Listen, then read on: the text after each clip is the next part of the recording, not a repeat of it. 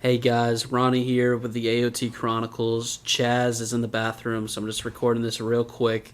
If you didn't get a chance to listen to the episode entitled The Commander Keith Debacle, I suggest you go listen to that. Just throwing this quick little splurge at the beginning of the episodes. Basically, long story short, me and Chaz are terrible podcasters, and we called... what's the guy's name?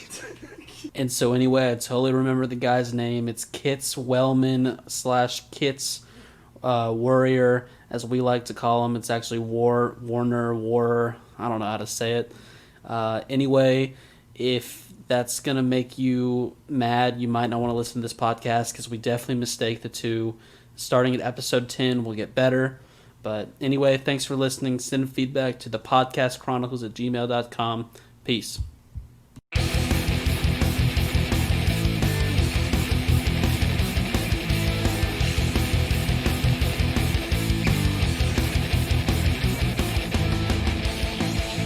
Welcome back to the AoT Chronicles, an Attack on Titan podcast.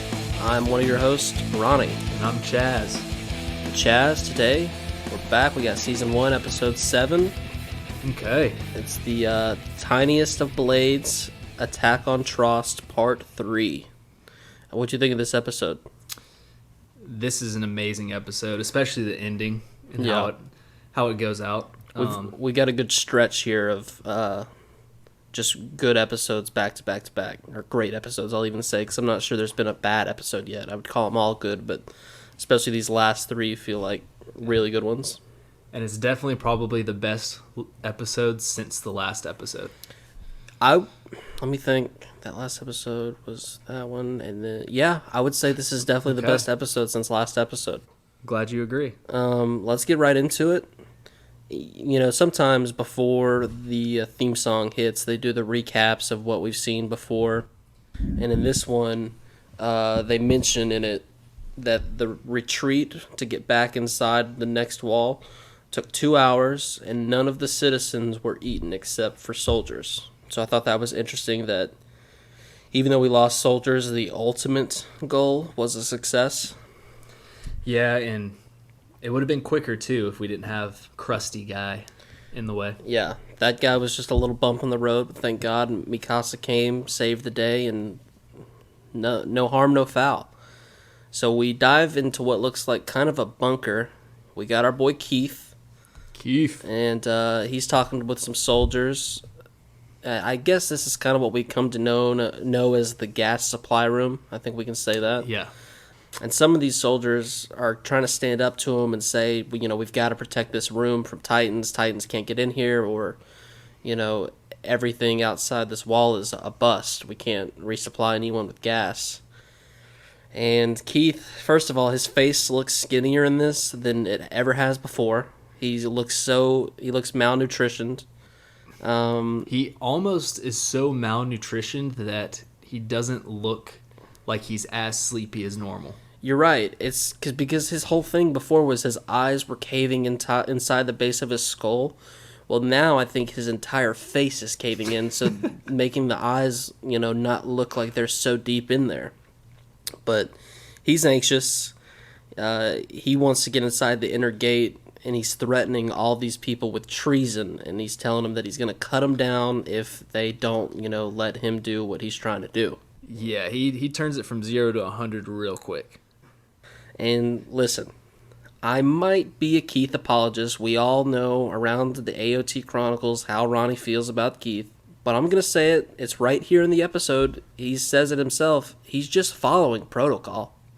Yeah, it's a soldier's duty. Right, wrong, we can talk about that for hours. But at the end of the day, his job is to follow protocol, and he's following. So I don't want to hear all this stuff about, Keith's a bad guy. No. He's a good soldier, a good commander. He's just doing what he's been trained to do. And he's got great hair now. I mean, his hair is just so luscious. Compared to the first couple episodes, it's just great. Yeah, it looks like it's only falling out at 50% of the rate it was before, so I would agree with that. We get a quick little scene of Mikasa. She's zipping around, and she's wondering why people aren't heading back over the wall, because the retreat bell has sounded, and that's kind of all we get there. We get a scene with some scaredy cats, is what I like to call them. They're hiding inside of, it looks kind of like a library at this point. When a guy he kind of says out loud that his gun is ready. He's kind of been over in the corner working on it. He's ready to fight. And a girl asks him, she's like, what good is that going to do? And then proceeds to watch him put the barrel in his mouth and hold it there for what felt like 27 seconds before he pulls the trigger. And homegirl didn't try to stop him at all. And he gave himself way too much time to regret the situation, and he still did not regret it. That's got to be a quick pull, man.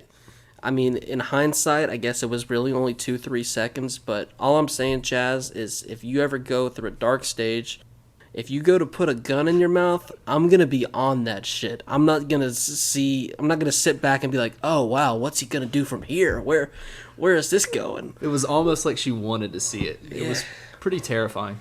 She's weird, man. I don't like it. We cut again. We're moving fast here. Jean is out of gas. He's losing hope, or he's lost hope, about getting back over the walls. And he's blaming the quartermasters, a.k.a. scaredy cats. And I'm trying to think. So they kind of just throw this on us and expect us to be smart viewers of television, which, thank goodness, we do this at a professional level, Chad. Oh, yeah. Because it did not get by us. Let's kind of, Keith was telling about every different job there was a few episodes back. But, right. So these guys are the quartermasters, and I don't think he touched on them. But basically, from what I can perceive, their whole thing was to initially guard the gas chamber, the gas room where they refill their ODM tanks. And I guess later on, potentially go out and resupply soldiers.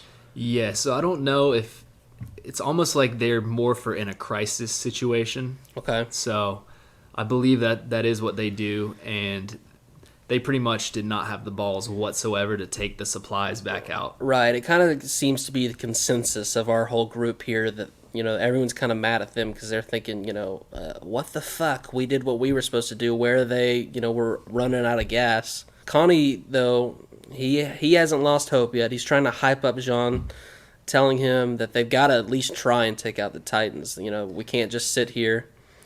And Jean is just being a straight up bum. Yeah, roasting him for no good reason, saying that is an unusually good idea from you, Connie.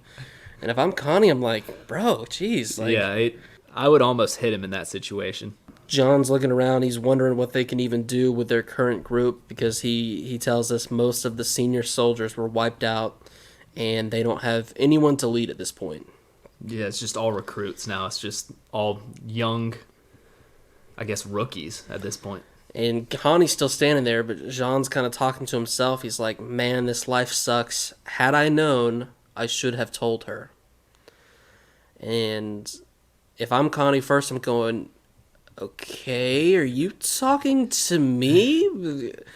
But, I mean, we don't really know who Jean's talking about here, but maybe Mikasa. We know he's got a little thing for her. Is that? I would think so. Is that what you're thinking there? Or? I wish Connie would have just asked who he was talking about. But well, listen, if I'm Connie, I'm doing the same exact thing because I'm thinking, what are you... Hey, not the time to think about it. Let's get out of here. Yeah, that is true. And that's when Sasha steps up. Yeah. She's trying to motivate everybody. She's trying to cheer up everyone, but... Let me just say, everyone else is being such a downer. They're acting...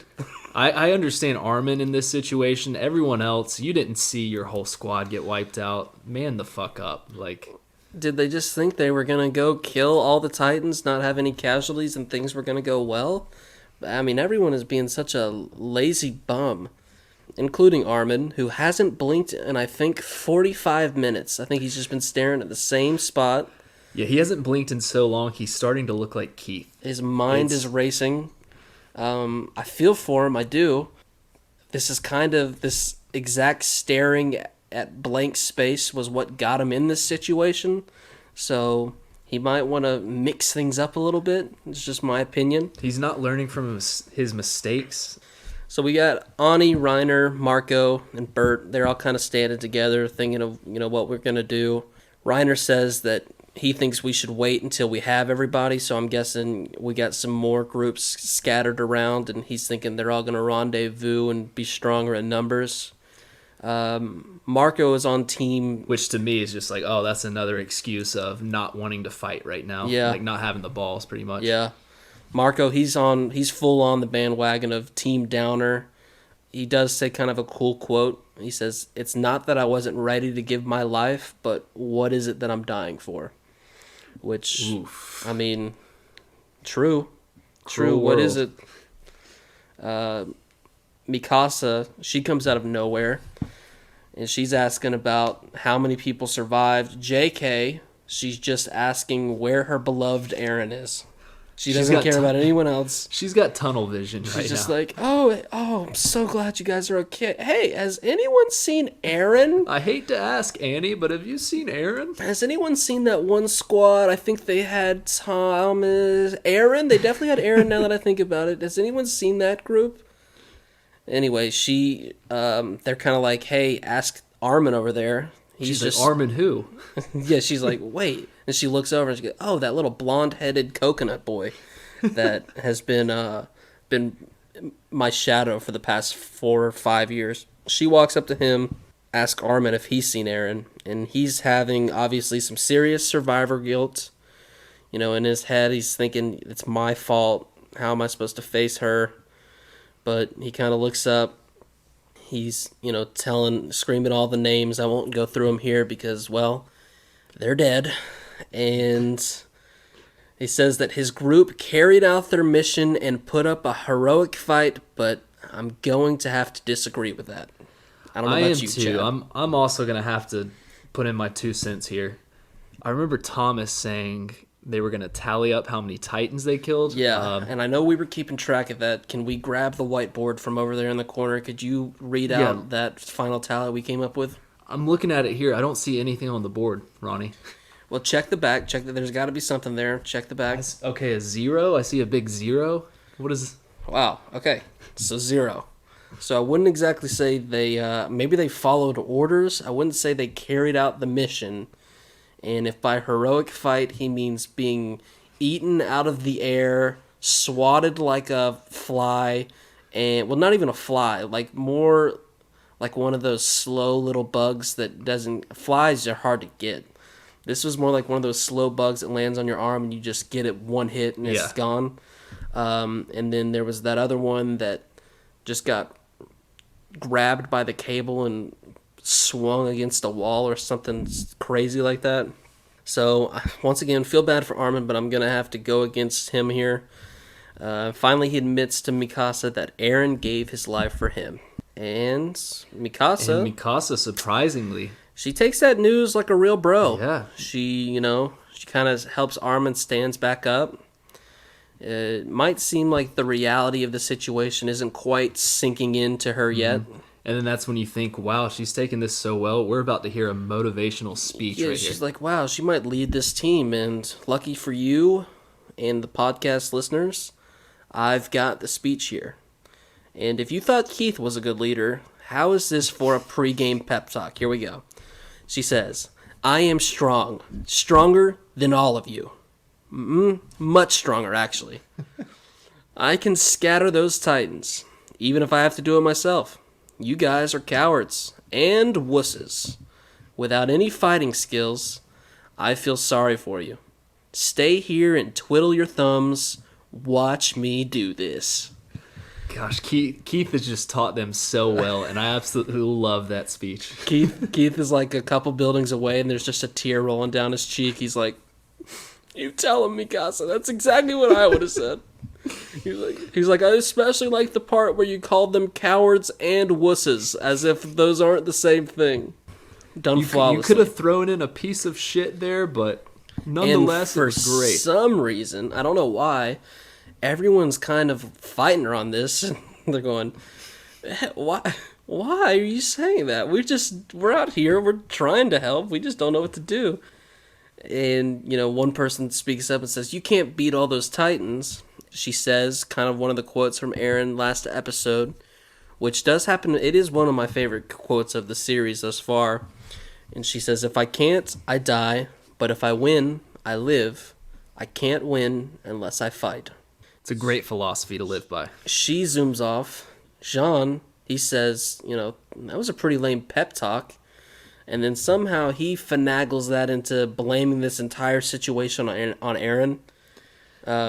He's like, her whole attitude, he believes, comes from Aaron, I guess. I don't know. Aaron dying. It kind of throws back to the Obama memes. Like Jean is in his house. He's going to dip a cookie in the milk. Cookie's too big, and he's just like, wow, thanks a lot, Thanks, Aaron. He starts yelling at everyone else and asking, if they were taught to let a fellow soldier fight alone. Someone else is yelling that they're all cowards and wusses and no good soldiers. So they're not exactly. Was Potato Girl when she starts yelling. Sasha's just ripping into him too.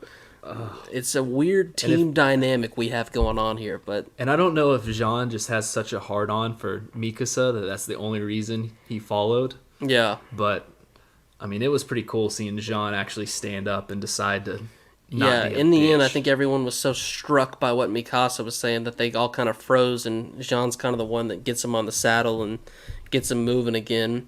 And that's when we get the cue of the funky Japanese hype music. I love it. Oh, yeah. Mikasa starts kicking OSTs. ass, but Armin notices that she's using way too much gas because she's hiding her emotions. And we're talking about the ODM gear. Right. Yes, yeah. Yeah. This is not the same kind of gas that Mikasa was blaming Sasha for the other night. Mm-hmm. Because, first of all, we know that our beloved Keith does not play with that. No fart jokes in front of Keith. So that's not what we're trying to do here on this podcast. We're just saying facts. And the fact is, she's running out of gas because she's hiding her emotions with her actions. That's what Armin believes, right? You want a quiz, Chad? Yeah, give me a quiz. Give me a little quiz. All right, let's see how you were paying attention. How many Titans does Mikasa kill in this little montage here? Are you talking about just this scene? Just this little, from the time that she gives that pep talk to the time that she runs out of gas. I believe 2. Nice. God, yes. Put it on the board. It's now a Chaz quiz board, so we're going to put that in the corner. We'll have more quizzes in the future. Hopefully you're playing along at home. 1-0. 1-0. So like I said, she runs out of gas.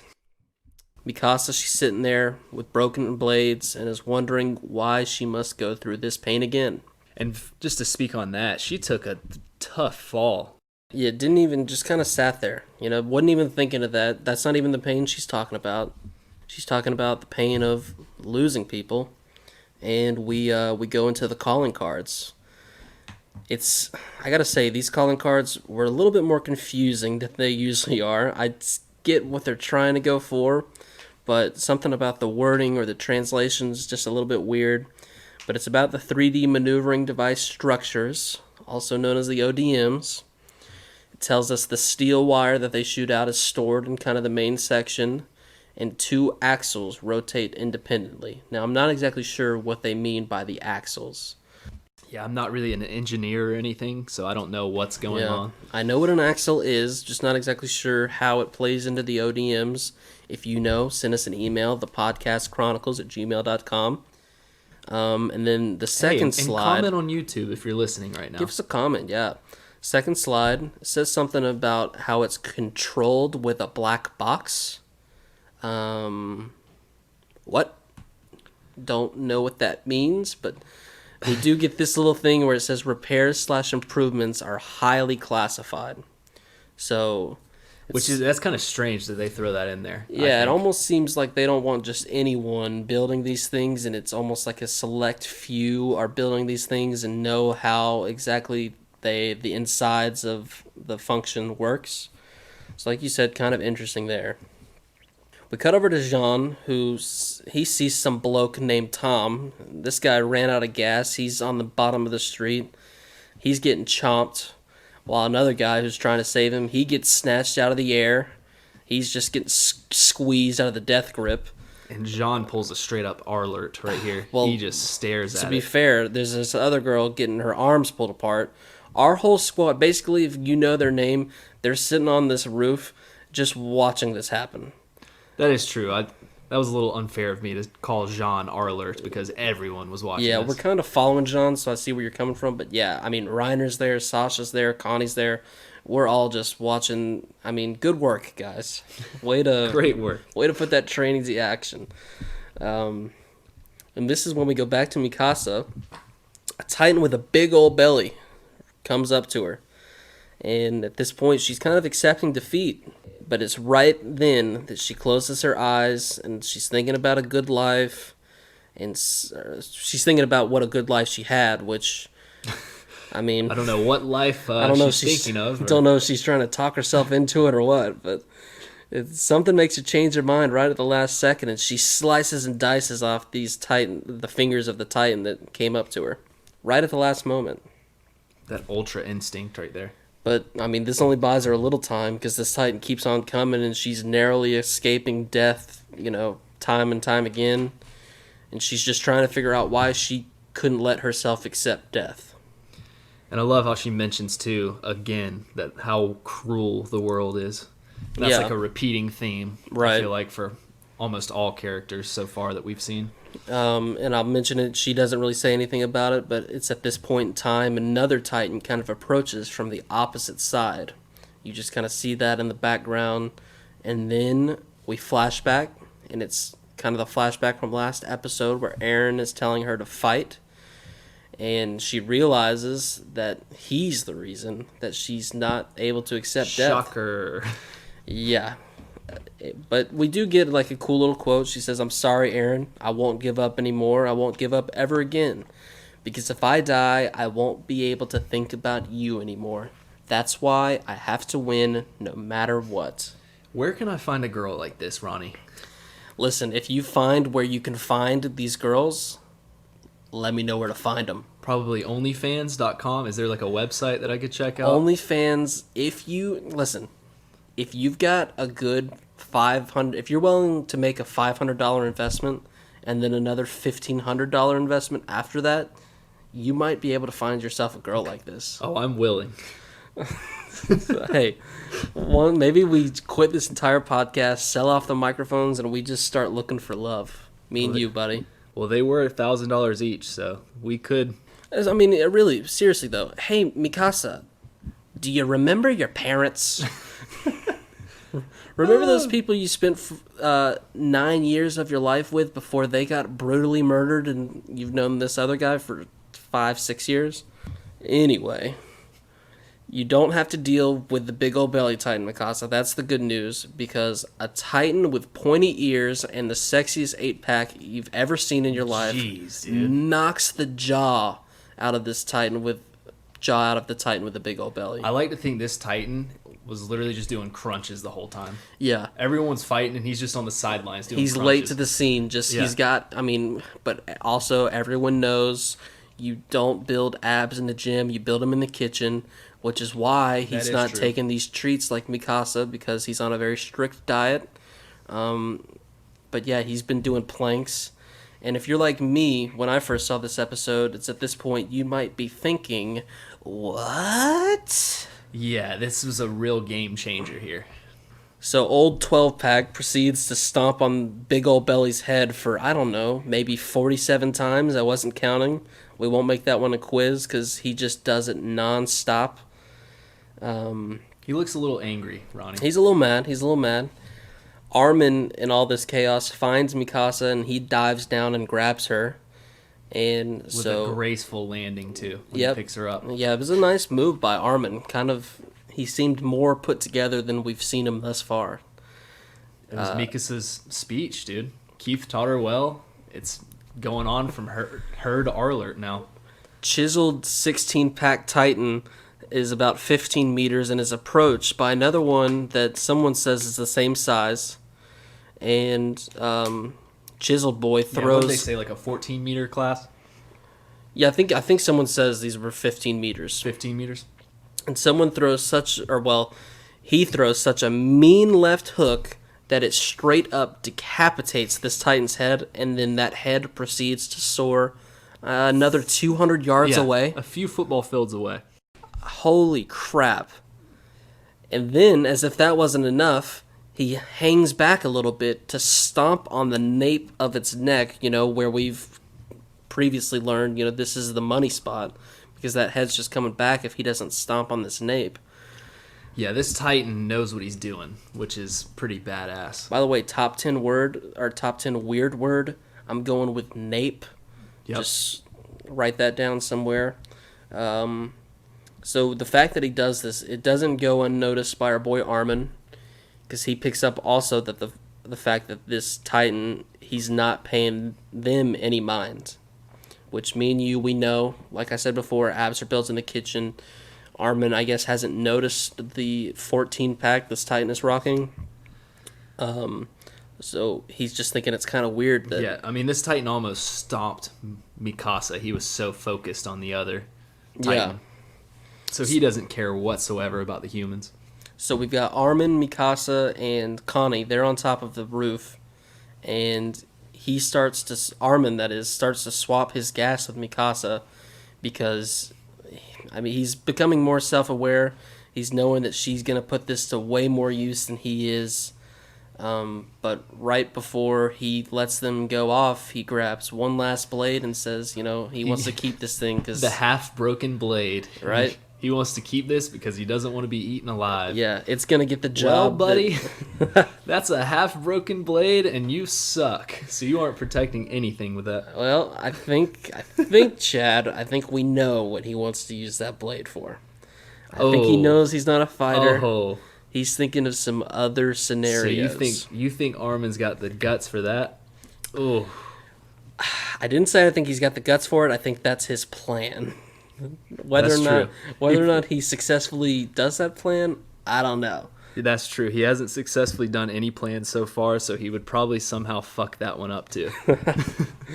Mikasa, though, she's realizing she might have gotten a little carried away earlier after her speech, and that she put the lives of a lot of her fellow soldiers at risk by acting the way she did. She takes the blade from Armin, throws it away, tells him that she's not going to leave him here, which is really nice considering I think she just learned his name a couple scenes ago. Yeah, she's finally thinking of someone other than herself and Eren, which is a shocker.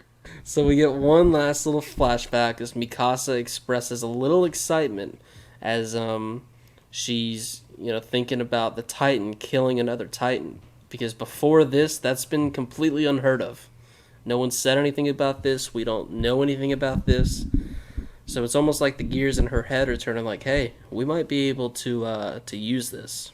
Yeah, I think she even mentions too that the Titan knew like some form of fighting. Like he knew how to square up and throw a punch, which is even weirder because most of the other Titans, they just flail their arms. Yeah, they kind of flail their arms. They're really into grabbing and then tearing. They like to tear limbs away, tear heads off. And they don't look graceful when they're doing any of this. No, this one, I mean, we know he hits the gym, but he definitely seems to be a little bit more... athletic. That's a good word for it.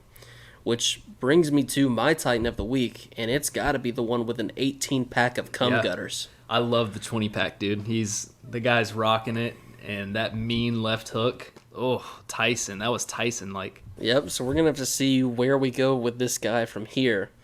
But... like we were saying, it's a good episode. Good episode. Great episode, and again, my favorite line in this whole show, especially the first few episodes, is just Mikasa and the rest. They always bring up the cruel world. Well, especially for her. She's definitely living in a cruel world. That's where she's really trying to talk herself into it, because it's a cruel world, but yet... it was a good life, she says. She's getting ready to... She lived a great life. She's getting ready to relinquish herself to death. But no, it's that point of the episode where we gotta get on our knees and beg you to send us some feedback. Well, here, let me ask you this. Through the first 7 episodes, who was your favorite character so far?